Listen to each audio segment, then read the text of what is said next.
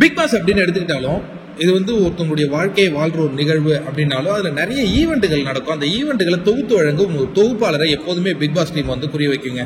நீங்கள் பார்த்தீங்கன்னா பிரியங்கா, மைனா நந்தினி, அதுக்கப்புறம் யார், அர்ச்சனா.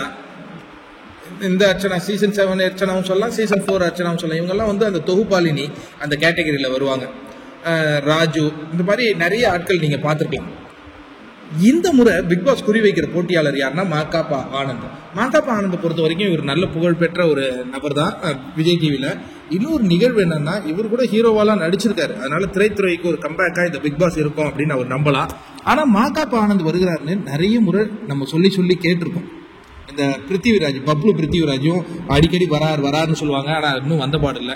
அதேமாதிரி இந்த பக்கம் மாகாப்பாம்பாங்க, மாகாப்பாவும் இதுவரை வந்ததில்லை. ஆனால் இவங்க 2 பேருமே இந்த சீசனில் வரப்போறாங்களாங்க.